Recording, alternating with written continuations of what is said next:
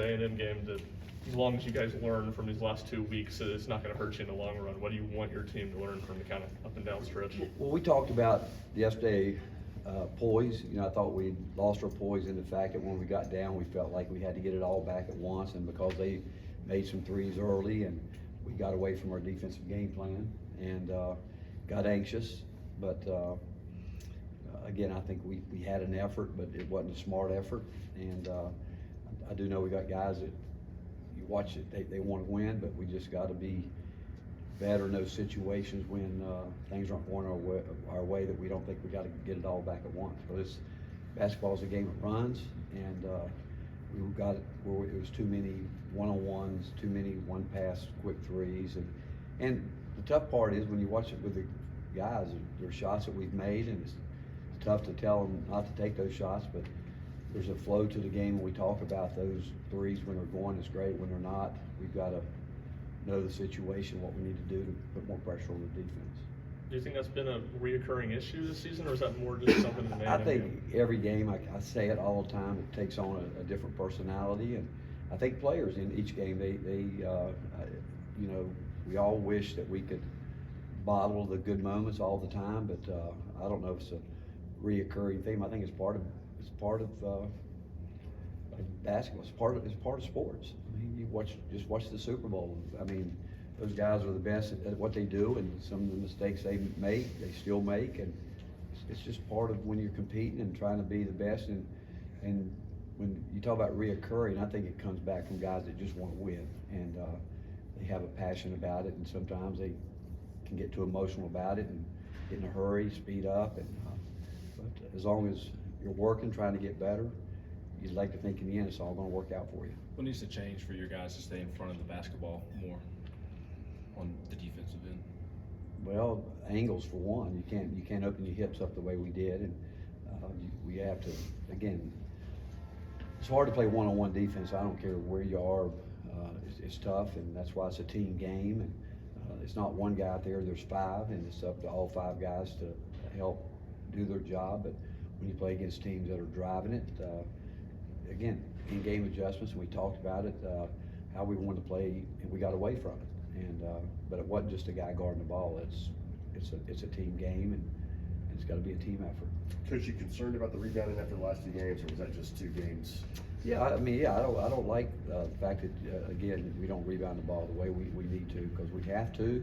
And the fact is, we haven't done a good job, but we made a point of that, talking about it, working on it yesterday, and we'll continue to do that, because we can't be who we want to be if we don't rebound the ball better. We have the last 2 games. You ever see a coach call timeout at center court, and what was your kind of impression as that happened? It can't happen. I mean, you know, the most important thing is player safety, and when people are on the floor that's not supposed to be a coach, anyone, you can't do that. And obviously it wasn't handled the right way by the officials, but I can assure you it's been addressed long before I even talked about it. I have so much respect for our conference and our Mike Eads, who's in charge of officiating. I can assure you he took care of it probably before we walked off the court. Is that a moment where you do reach out to the league office and have a discussion about that? Well, to be honest with you, they reached out first, because, and not just to me, to every, I mean, coaches can't do that. I mean, we know it. I mean, the box is there, and, you know, they're going to, again, I don't have a problem with coaches, game going on, walking down closer to the midcourt, trying to get his team to his attention. I don't think any coach has a problem with that, but you can't go out on the court. I mean, everybody knows that, and it's just, you can't do it. And like I said, I appreciate, again, before I even got to the plane, I'd gotten a text saying that it was not handled the right way. He's Pat's explanation that last time up. So did you get any kind of explanation? I guess No, further well, he explanation. said he's going to handle it, but he didn't handle it the right way. And I mean, officials are just like players and coaches. We all make mistakes, and afterwards, like, you like to think that officials, not just in that game, but officials around the country, learn from it. Like, you know, it can't happen. You can't ever let somebody run out on the floor while you know, the game's going on in the flow, because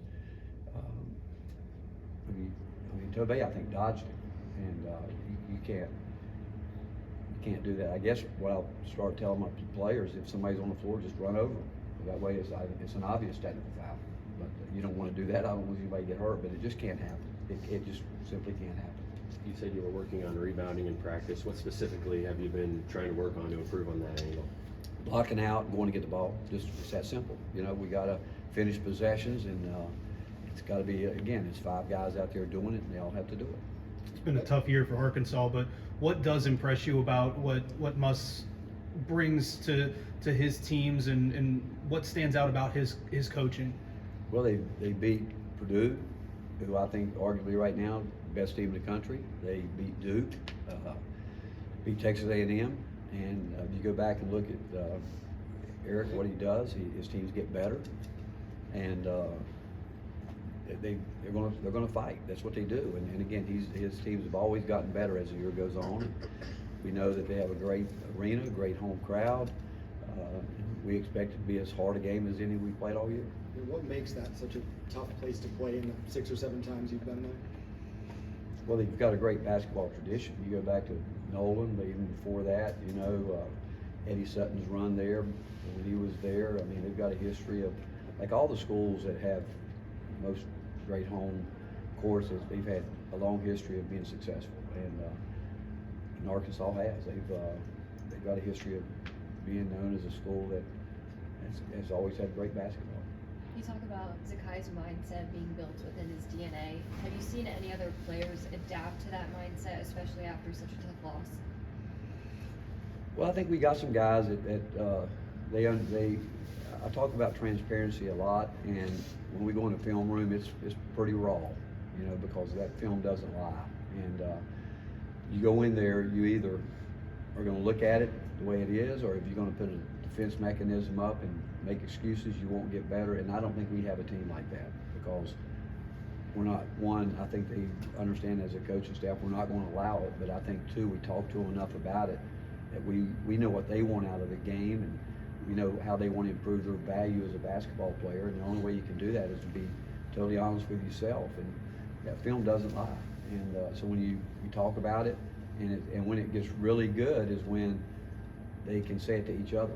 Not just when I say it, it's when the players will say, hey, you know, you need to shoot the ball. If you don't shoot the ball, you're not really trying to help us win. If you don't block out, you don't want us to win. And so when that starts happening, that's when you have a chance to really grow. How important is getting Jonas back to the way he played early in SEC play, and are players pointing that out to him too? I mean, Jonas has always been really important to us, but as he's finding out now too, just like Dalton, I mean, people game plan, and he's going to have to take on those game plans, and he's going to have to want to establish what he wants to do, where he wants to do it, and that comes with success. Once you start having success, I mean, there are really good coaches in college basketball, and there's so much out there that you can use to help you get ready to game plan, and everybody's got different players, how they want to use them, but when you have success, it's going to get harder, because the fact that, like I said, you get a bullseye on your back, your game plan for it. It's probably the first time in some ways, from an offensive standpoint, that people have really done that to Jonas, and so, like so many players that get to that position, it's a learning situation for him that he realizes it's a whole lot harder than he probably thought it before it started. So what was Texas A&M doing to target Dalton defensively, and you know, what does he have to learn so he can, you know, stay out of that going forward? First shot of the game, he got a wide open shot. So they targeted him, they didn't do it the first play of the game. I mean, when Texas A&M, when Dalton was on defense. Oh, defense. Well, again, they didn't do anything differently than other people.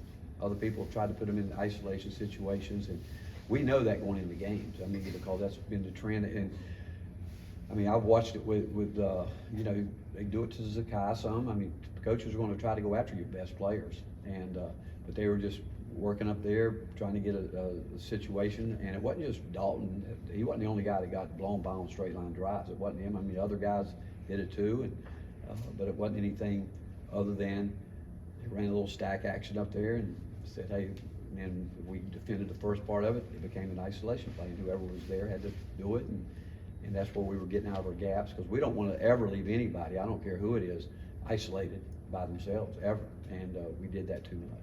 I feel like Dalton's fresh right now, or is he trying to still maybe learn the grind of SEC play? Oh, there's no doubt he's learning the grind. I mean, he's never, the attention that you guys have given, he's never had to deal with that. I mean, this is all new to him. I mean, I think he's done a great job, really, and he's a guy that, I mean, he's dealing with you guys is easy compared to what he's dealt with me with, you know, and, but he's embraced it. And because he really wants to be a good player, and he wants to be a good teammate. He wants to help his guys win. But all this is new to him, and the fact that he's doing it with a lot of eyes on him is really pretty impressive. Anything else for Coach? All right, thank you.